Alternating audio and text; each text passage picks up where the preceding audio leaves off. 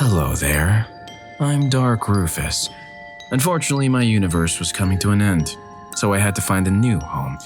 That means getting rid of Rufus from this universe. The ultimate sacrifice of r/Rufus. Ashes to ashes, subs to dust. Hopefully you have a thing for scary and creepy stories. If not, well, I hear good things about the Rufus Reddit universe. If you're too scared, click the link in the description and check out Rufus Reddit, and if not, let's begin.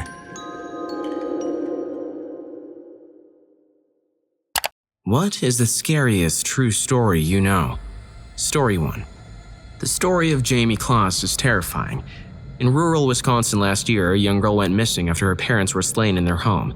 Police arrived within 4 minutes or so, but she was just gone. Of course, speculation is that she was killed or that she was in on it or gone or whatever. Nobody knows because she has completely vanished.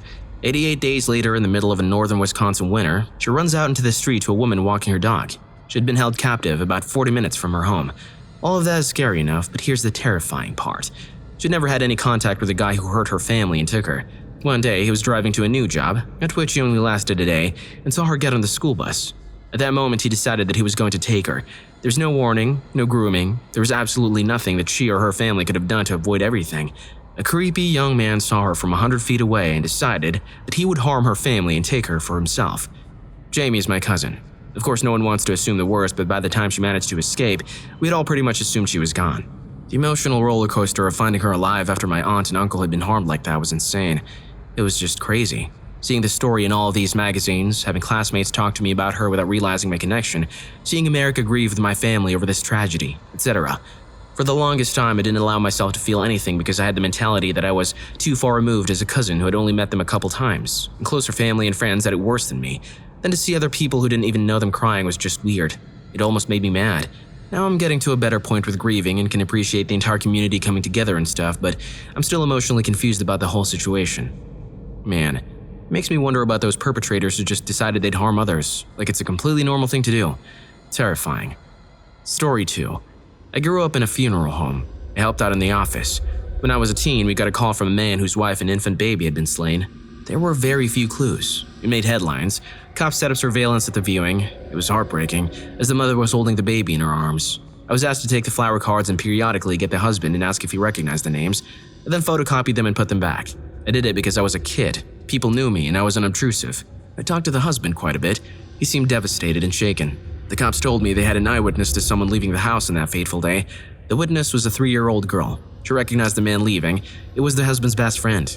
It turns out that the friend and the husband had made a pact to end each other's families and run off with their secretaries. The little girl identified the friend, and I guess one of them cracked. They both went to jail on multiple counts, all in the testimony of a 3-year-old. I still cannot believe to this day that that man stood right beside me multiple times, and I had no clue. I don't think I ever looked at life the same way after that. Story 3. My great aunt woke up in the middle of the night and heard her dog make these slow growls. She was single at the time and living alone in her ranch-style home. She walked out to her living room to check things out. She didn't see or hear anything out of the ordinary, so she decided to make sure her door and front windows were locked. The door was locked, and the first window she checked was locked.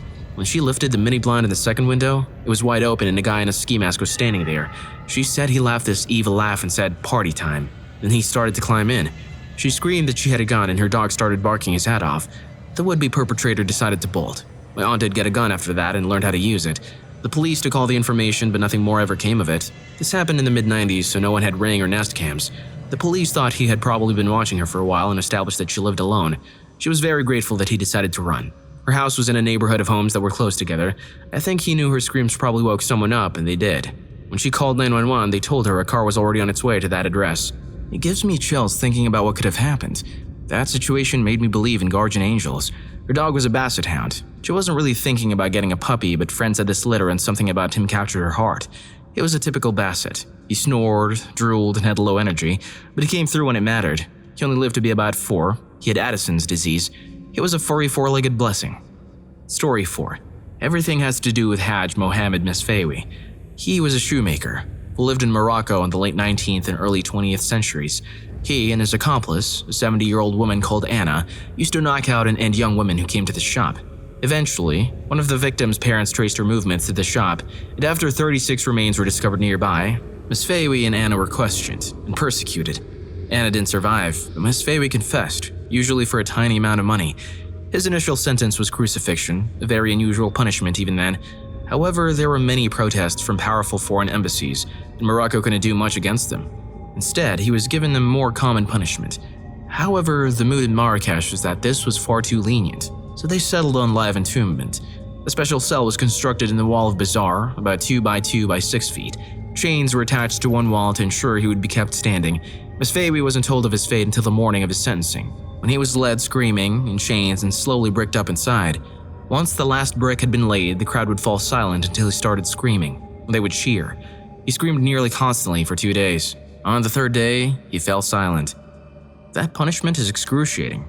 Imagine no food, no water. The horror. How can anyone survive?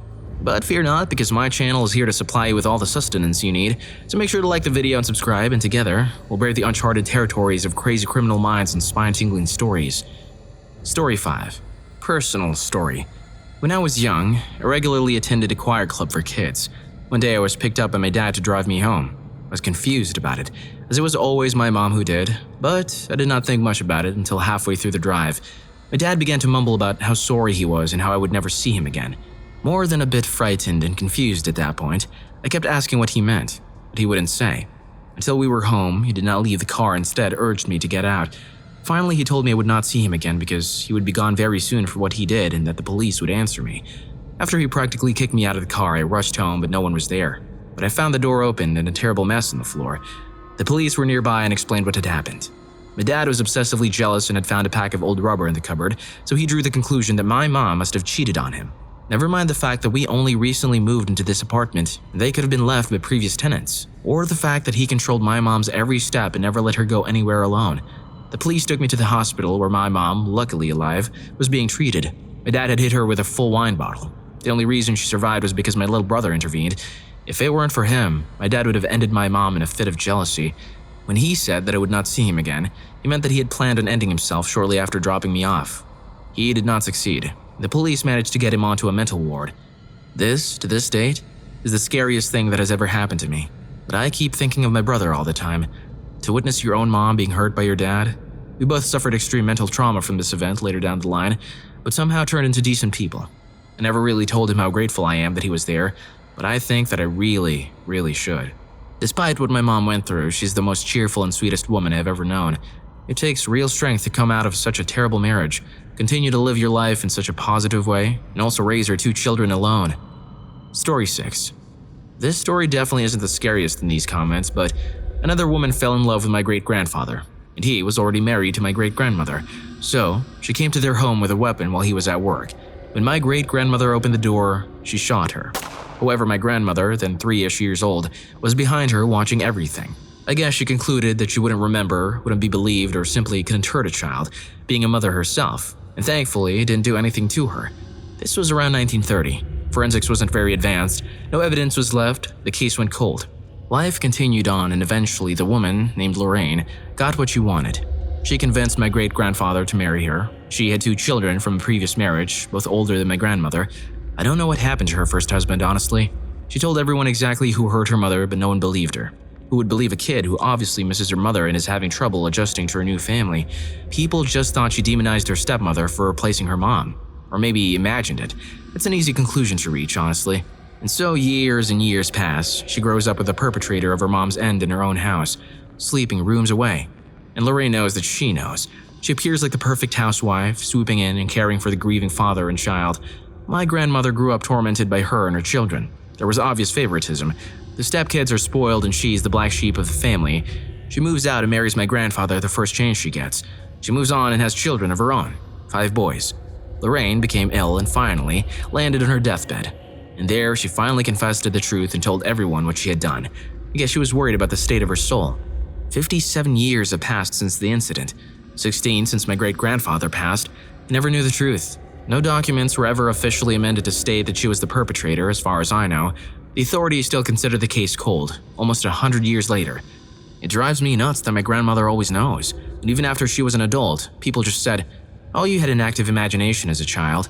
There's no way to live with that knowledge for so long and have no one in the world on your side. Your whole family's against you. That's what scares me. Story 7. The Tragedy of the Green Family.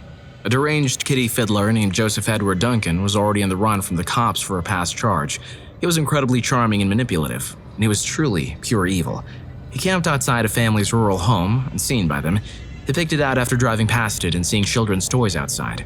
He watched them from afar and got to know their routine with the intent of taking the children, Dylan and Shasta.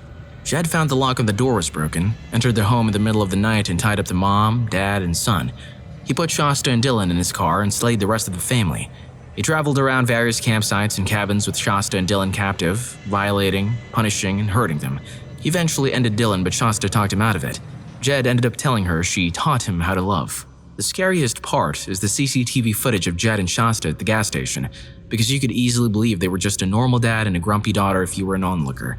Eventually, he took her to a diner, where he was finally apprehended when a waitress noticed something was up and Shasta was saved after 7 weeks in his clutches.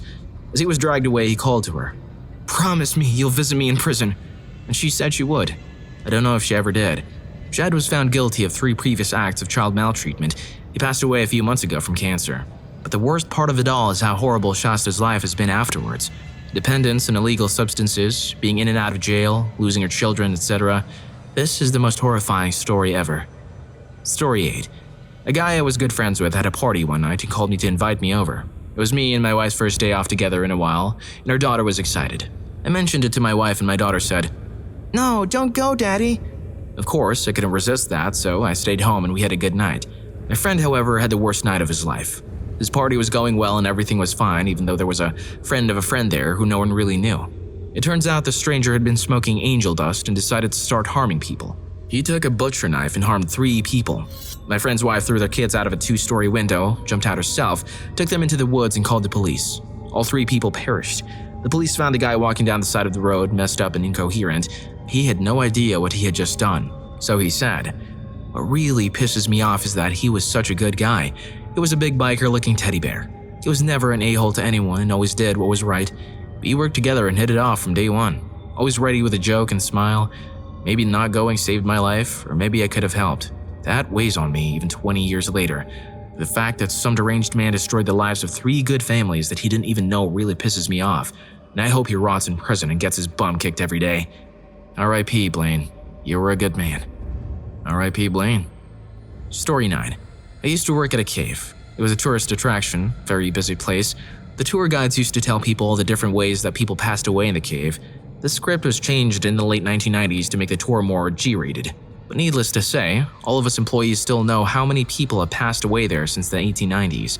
It was always one of those things that we joked about amongst ourselves. Anyways, one evening after closing, some of the tour guides were messing with a brand new tour guide and told her to go sweep the cave. Remember, this was a cave, so I thought this was a practical joke. Nope. They told her to make sure she got back in an area that was quite a ways back from the entrance. Once they saw she was back there, they started swinging the extremely large, thick, bank vault-like door shut. They managed to get it shut while she was still making a beeline for the entrance. They then turned off the cave lights from the outside. I told the guys to let her out quickly and not prolong the torture. We all heard the faint screaming and banging on the vault. And then, it stopped. We all quickly rushed to get the door open. We flipped the lights on, but she wasn't anywhere to be seen. She was tucked away behind a corner quite a ways further from the entrance. Farther than we thought she could make it in the dark. She was sitting on the ground, rocking back and forth with her arms wrapped around her knees, hyperventilating. After we got somewhat calmed down, all she said was, "Someone grabbed me." She was never quite the same after that night. She was a bubbly, outgoing person before and a quiet, standoffish person after. We could never get her to talk more about it and she quit soon after. I was not really part of the prank. I was a young high school kid and had dealt with 10+ years of tormenting. The college guys pulling the prank were older, stronger, and more aggressive, and it made me retract into my shell like I did with my school tormentors. I tried speaking up, but I was afraid that I'd be stormed as well. I'm not proud of it, but tormenting makes kids handle life in some pretty awful ways. I think about it a lot, and often kick myself for not standing up more, but I have also tried to forgive myself. Story 10. A woman my mom is friends with came home to find her entire family slain. Her parents, grandparents, and both her older siblings, plus her baby sister. She grabbed her younger brother and ran to the neighbor's house. The police arrived. It turns out her oldest brother did it and was waiting on his sister and brother to come home to harm them too. The only thing that saved her life is that she stopped before she went upstairs, which is where he was lying in wait with a weapon. To this day, every 3 years, she has to bring all of his letters, where he's still threatening to end them, to the parole board to prevent his release. I have another story. My cousin's neighbor came over to visit and was acting off. First, her house was 3 miles away on a dirt road, and she had walked over in the middle of a hot summer. This wasn't normal for her. She was jittery and kept mentioning she hadn't heard from her husband all day and was afraid to go home. My cousin's mom came in the room and pulled my cousin to the side and told her to keep the neighbor talking. She was calling the police. Cousin's mom had noticed a chunk of what looked like hamburger meat in the woman's dress and thought that she might be in some kind of shock and that something might be wrong at home. The police arrive and take her outside. She continues to be jittery and not make a lot of sense. They checked her house. They find her husband's recliner soaked, with a trail leading up the stairs. On the stairs, they find something. At the top of the stairs, in the bedroom, they find her husband, already gone. She had ended him with a butcher knife because he was taking up too much of her time. As she left, he wasn't gone yet and had started up the stairs to get to the phone. She stormed him again and he went still. She believed he was gone and took off. He almost made it to the phone. Story 11. When I was a kid, me and my family went to the country fair. It was an insanely crowded day, the kind where you have to make sure you're keeping up with all of your family. We were in the section with the kiddie roller coasters and my aunt and dad were fighting over something ridiculous, so all of us were pretty distracted with getting them to just calm down. Out of nowhere, my mom shouts to me, "Follow me now." She yanks me by the hand and pulls me along intently, without saying anything else. She runs over directly to a man who must have been in his 60s. He's holding the hand of a crying boy, maybe 5 or so. My mother aggressively asks the man, "What are you doing with him?" The man freezes. He says that they just lost the boy's mother. He tells us that he's the boy's grandpa and that they are fine. Immediately, my mom kneels down and asks the boy, "Do you know this man?" The crying boy shakes his head and says they are looking for his mommy. My mother asks the boy where he last saw her, and the boy points to the man and says, "He says that she's in the parking lot." I immediately go cold because I realize what's happening here. I look at the man and he's staring at the little boy, and he swipes his tongue across his top lip in a fraction of a second. My mom reaches for the boy's hand, holds my own hand tighter and says, "My name, and I will help you find your mommy, okay? She isn't in the parking lot. We're going to go back to the last spot you saw your mommy and we'll get a police officer to help us find her. Is that okay?" The boy looks at the older man and is visibly confused. "But she's in the parking lot. We have to get her." My mother snaps at the old man to let go of the boy. He's glaring at her at this point. The man lets go and my mother picks the boy up. She promises we will help him find his mommy, asks him where he last saw her, and the boy points to the entrance of one of the rides. We both look in that direction and by the time we turn back, the man is gone. We end up finding a security officer who shouts into her walkie, "We found him!" Next thing you know, a woman with 2 young twins in her hands is running to us in a panic. It was something straight out of a movie. She fell to the floor to hug her son and kept thanking my mother repeatedly in a crying fit. When she was able to talk, she told us that she had let her son go on a ride and promised him that she would wait for him at the exit. But then one of her children started crying. It was only a few short moments of distraction that led to her turning back to find him completely missing. The officer thanked my mother, who was also crying at this point, and we went back to my family, who was worried about the 2 of us having been gone so long. My mom explained everything. Amidst my dad and aunt fighting and all of the noise of the enormous crowd, she heard a distant, "I want my mommy!" Somehow, out of the hundreds of people in that crowd, she was able to spot the kid and say that something instantly felt wrong. It was such a fast thing that she could have missed it. She could have even overheard it and not been able to spot where it was coming from. We all went home after that. We've never gone back to the fair in 12 years since. The fact that he got away still haunts my mother. I hope you enjoyed the video. And if you made it this far, I'm sure you'll also enjoy more videos that I have been working on for you. So sit tight because I have more dark, sinister stories to keep you awake at night. See you on the next video.